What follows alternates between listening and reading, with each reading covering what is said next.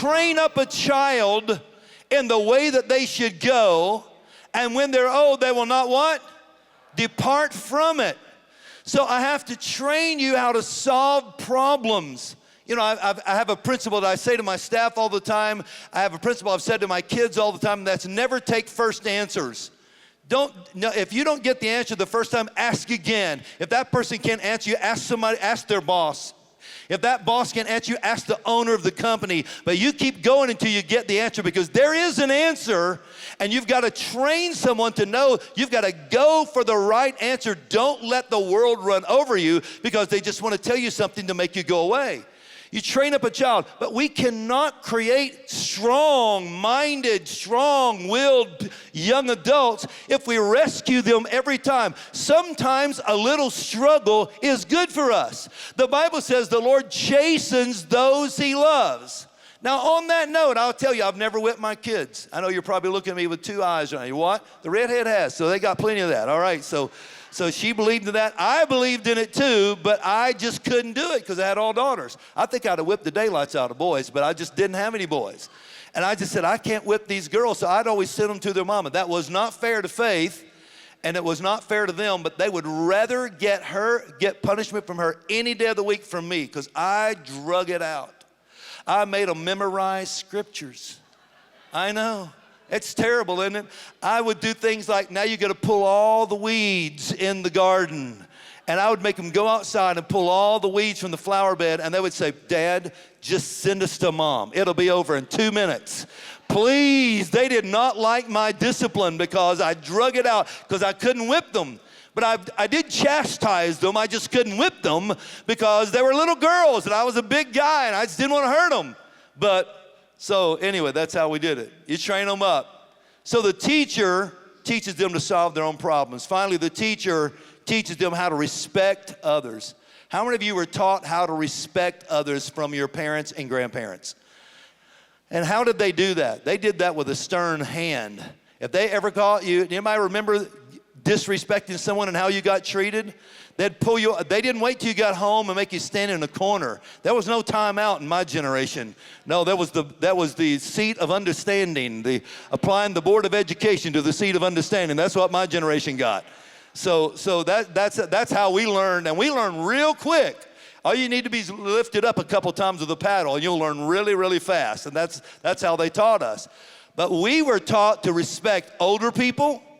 We were taught to respect men. We're taught to respect women.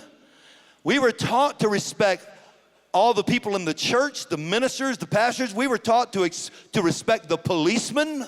We were taught to respect the teachers in our school and the principals in our school. And sometimes with the news I'm hearing, I'm wondering, who's teaching that anymore?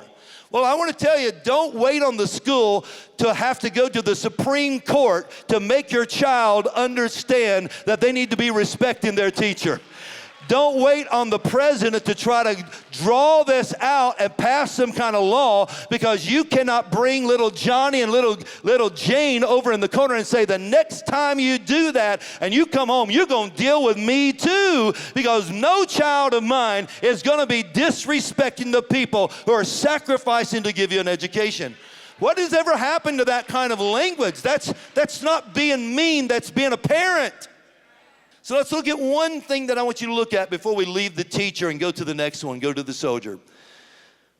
There's this terminology that we use because the Bible uses a terminology that we call the man being the head of the house.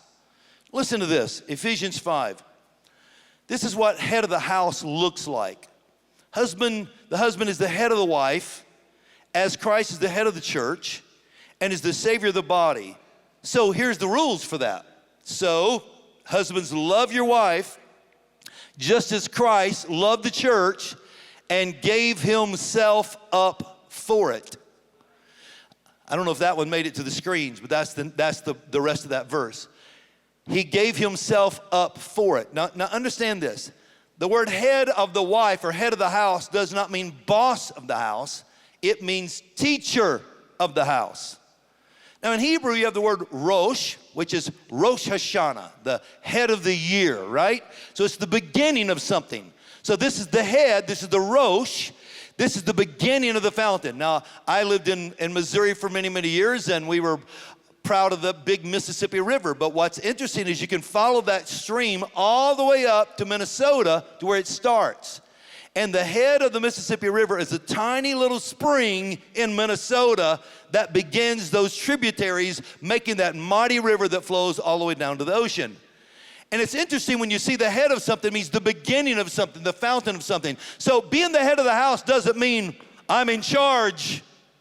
That's not what it means. Being the head of the house doesn't mean you do what I say. Being the head of the house means I am the teacher here.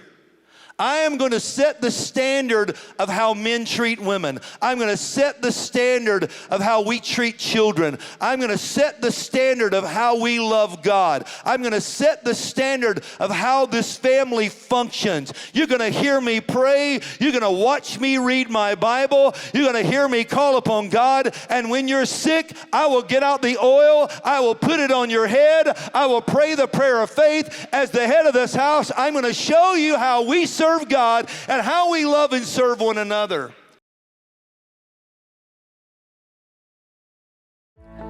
Thank you so much for supporting our ministry. If this has blessed you, please say a prayer for us. And if you would like to give, we have 4 ways that you can do that. You can give online at bryancutshall.com, or if you're a PayPal user, just PayPal us at Church Trainer. Or you can also give through the mail at P.O. Box 267, Georgetown, Tennessee 37336. Or if you're a Venmo user, you can Venmo us also at Church Trainer. Thank you, and God bless you, and may the Lord multiply your seed. Now back to Hope in the Word. All right, so he says the first portrait of the man is the teacher. So here's the next portrait. You therefore endure hardship as a good soldier of Christ.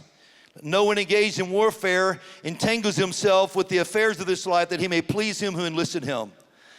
So you may not have paid much attention to this, but we start training our young men to protect from the time they're born. Now, what does a soldier do? A soldier protects you. He fights for you. Any man worth his salt will fight for you. That's right. Any man worth his salt will fight for you and fight with you. You might have noticed this, but we don't give boys the same kind of toys we give girls. As a little bitty boy, we start giving boys things like guns and trucks and footballs.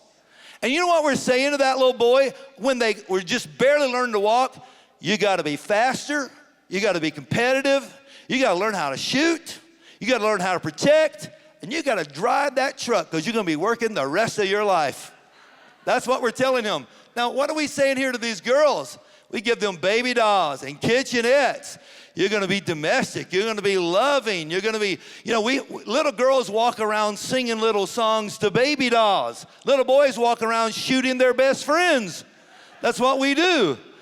We're hiding. While the girls are in there playing, house, the boys are outside tackling each other with a football, knocking each other down the ground and wrestling and boxing, because we're training them from a child to learn how to be a man. That's one of the rites of passages. And as a man, you grow up, you realize that you have this responsibility to protect everything you love. Any man worth his salt is going to protect you. So a soldier, according to this passage that we just read in 2 Timothy, has 2 responsibilities: endure and protect. I have to endure and I have to protect. I was asked to speak at a men's conference a few years ago down in Poplar Bluff, Missouri. Now, I don't know, I doubt if many of you guys know who the pastor is down there, Kent Miller. He's been there for a long time. And he has the toughest sons in the world. I think all of testosterone, I think their whole bloodstream is filled with testosterone. These boys have created they've created this nature series where they go into bear caves at night and film bears hibernating. These guys are fierce. I've never met boys. He's got 3 boys, and one's as tough as the next one. They do the craziest things in the world. When they fish, they don't fish like we fish. We throw out a rod with a worm on there. No, they stick their arms underneath the banks, and they let fish bite their arms, and they pull out these huge catfish, and the bait is their arm. They're hanging over the side of the boat, and these catfish bite their arms because they don't want one that can't swallow their arm. And then they pull that thing out into the boat and shake it off after it bit their arm. That's another level of manhood, people, I'm telling you. That's another level. These guys invited me to their camper to go camping with them, but it's not like any camping you've ever done. They have turned an old school bus into a camper, and when it gets hot at night, they get out of the school bus because of the mosquitoes, and they go lay in the water in the river at night to stay cool. And in the morning when the sun comes up, in that same creek or that same river, they shoot snakes all day long. That's why they go to the river. And they will kill 100 to 200 snakes every day when they go out. And at night, they're laying in there to keep cool with those things all around them. Another level, people, another level. When he asked me to speak at a men's conference, I'm thinking, why? Why me? I don't even know if I'm the same level of man you guys are. You know, I work behind a desk. Do you know who I am? You're wanting me to come down there to Poplar Bluff? I mean, my goodness, that's He-Man country. So I go down there, and I'm really nervous because I know Kent, and I know all of his sons, and lo and behold, if the person that spoke before me was not a SEAL team member, it's like I have to deal with the Miller boys and a SEAL team guy. So they got up and did all their axe throwing and all of this, and now I get this SEAL team guy gets up there, and this is what he talks about. He talks about endurance. And he tells about the training he went through as a SEAL team member to rescue and save people. And he had the whole room captivated because it seemed impossible. The kind of rituals he put his body through, the kind of exercises he put his body through seemed absolutely insufferable. But this guy he looked like a tank. And the guy, I don't know if he was a Christian or not, but I had to speak right after him, and I was shaking in my boots, people, because I didn't have anything like that to give. I don't catch catfish with my arms. I don't do any of those things that they do. I don't film bears hibernating in the cave. I don't do any of those things, but I get up there and I preach the gospel, and I got to tell you, the first guy to hit that altar was that SEAL team member. And when they saw that big Marine come down there, or that big SEAL team member come down and pray, that whole room filled in. The whole place came to the Lord that day and came to the altar because he set a great example. And I'll never forget how this guy talked about the things he put his body through, the things he put his mind through, because he realized that as a soldier, he had to endure. Well, you may not get up and, you may not be running the 26K marathons, and you may not be doing some of the things that other people are doing, but I can tell you, as a man, God calls you to endure. God calls you to be tough. I think men ought to fight for the things they love. I think men ought to stand up. I think that men ought to be strong. I think that men ought to set good examples to our children. I think that men ought to love women. I think that men ought to be treating their wives with great respect. I think that we can change a nation if men would just act like men instead of these boys finding their mentors or their identities in other places besides manhood. No, we were born with guns and trucks and hammers in our hands. And we're supposed to be that not just for the kingdom of God, for our family. Endurance relates to sufferance, forbearance, resilience, fortitude, persistence, tenacity, steadfastness, perseverance, stamina, hardiness. That's a man.